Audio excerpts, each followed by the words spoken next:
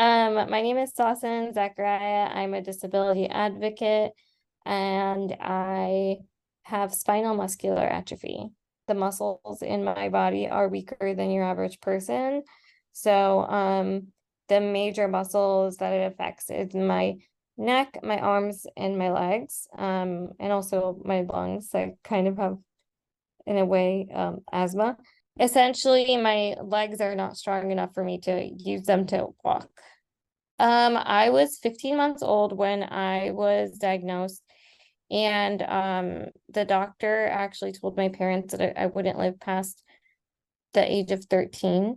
And my doctor also said that I probably wouldn't be alive for when cure or a treatment would come out. Both of those things were wrong. I'm currently 30 years old. There are actually between 2 and 4 treatments for my disability at this point, which was groundbreaking information. My entire life growing up in a wheelchair, like I had to go to a different school. I couldn't go to my neighborhood school because they didn't have an elevator, and that was something my mom constantly fought for. And I mean, 20 years later, now they finally have an elevator at that school. I was able to have occupational and physical therapy during my time there, and that's not something that's offered at every public school. They had a lot of adaptive equipment like a hand bikes, and they also provided assistance if I wanted to go swimming. We also had specialized classrooms for those with cognitive disabilities as well. I moved to Los Angeles to get more into the entertainment industry because I wanted to raise awareness for people with disabilities and also follow my dream of becoming an actress and a model. Ever since I was a child, I knew I was going to move to LA at some point. Always wanted to. It was always been on my bucket list, so I'm happy I'm here. I actually started going, I got to a place in my life after college where I knew that I needed to start my journey, and I looked up, like, there's not many talent agencies in Chicago like there are in LA. So I had a list of all 10 of them or whatever. And I just went kind of knocking door to door, which a lot of places turned me away. But there was one agency that opened their doors to me and allowed me to be a part of their team. And from there, when I moved to LA, I was very fortunate to meet somebody within my own community with spinal muscular atrophy who was already connected with the agent that I have, KMR. And so when I moved here, they were able to refer me. And that's been in a very big part of where I am today, and the accomplishments that I've had is thanks to them. Disability is a very broad term. And so because there are so many different types of disabilities and so many levels to each disability, it's almost even hard to compare my disability to somebody else with the same disability.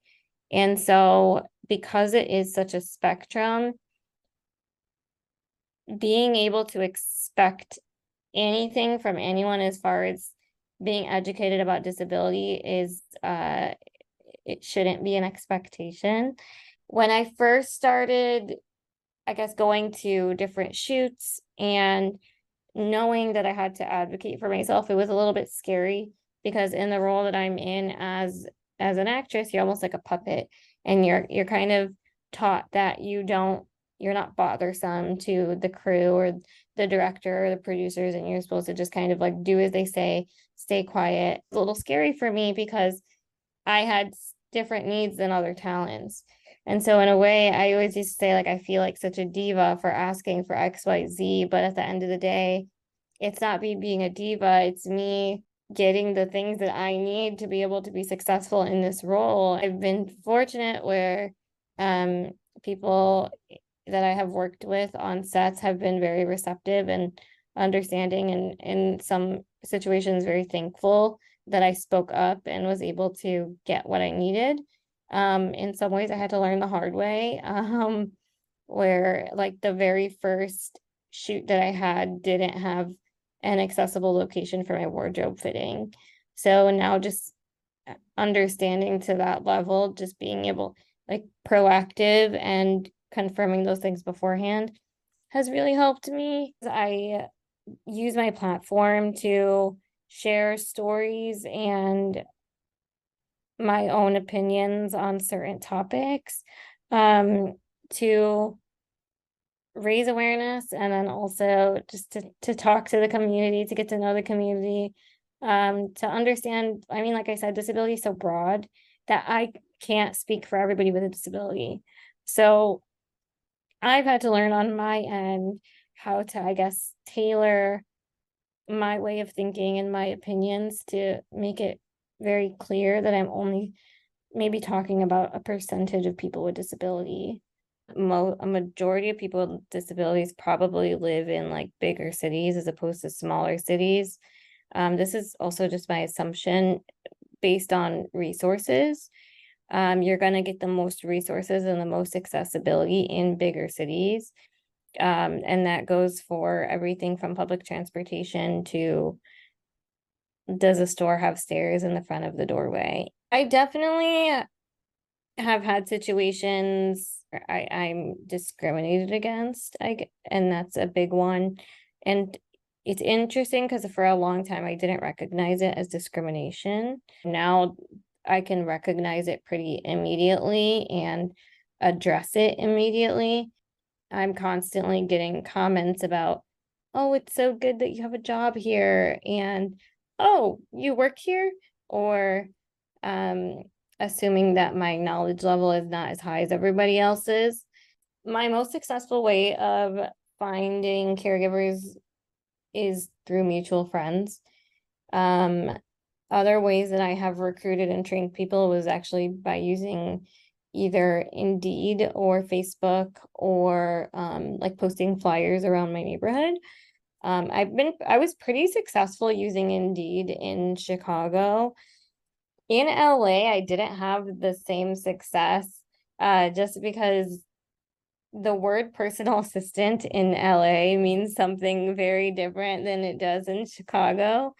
I think a lot of people have personal assistants for productions, and just celebrities have personal assistants. And so I kind of had to tailor my wording on it, to get people to understand what that meant. So it made it a little bit more difficult, to find caregivers on Indeed that way. I've had people that, like a bunch of people apply and either don't respond to my text, don't show up to their interview. I had one girl like quit after a week. People are probably still living off of unemployment from COVID. And everybody is looking for a work from home job at this point because it's become a fad. And I don't think that the caregiving pay is the best. People don't really know what the job is. That's part of the problem, is that people don't understand the job. They think they need a medical degree. They are responsible for things like helping make sure my kitchen sink doesn't have any dishes in it. And when my hamper is full, then I have to have laundry done. And making sure my bed is made in the morning is a big one to me. Currently, I work with and I have worked with two big pharmaceutical companies to be somewhat of an ambassador for spinal muscular atrophy. I've done speeches at schools. I've also been a panelist for a couple different panels for people with disabilities. I've been a part of the Easter Seals Disability Film Festival, which is a film festival specifically for people with disabilities to make short films and present them. And there's also a couple of podcasts that I've done as well. Most recent event, or I guess project I was a part of, was for New York Fashion Week. Last week I was a part of a really great runway show that was a part of New York Fashion Week, and all of the outfits on the show were adapted. So they were all adaptive clothing, and from that kind of spiraled into multiple news outlets doing stories on these on the show. And what was great about it is that it wasn't just a runway show with pretty clothes, right? It was a runway show where everybody had spinal muscular atrophy and everybody was wearing adaptive clothing, showing that people with disabilities can be in the spotlight and people with disabilities should have access to adaptive high fashion clothing, and that disability is not talked about enough and that people with disabilities are not part of those conversations enough. F2, I guess, representation within the media, and also accessibility across I guess the world. I don't like the idea that I can't go into certain stores because there's one step, or I can't stop at a certain train stop because there's no elevator because it's a historic landmark, and we can't tear it down because it's a historic landmark. And so I think that the more respect there is for people with disabilities, the more understanding people have about disability, and the more people will care that things are accessible. And also the people that I have met because of my disability are just the kindest people on this planet. I've gone to camps where people understand what disability is and met other people with disabilities, and I wouldn't have that same experience if I didn't have the disability. I have a sense of community, and not a lot of people have that.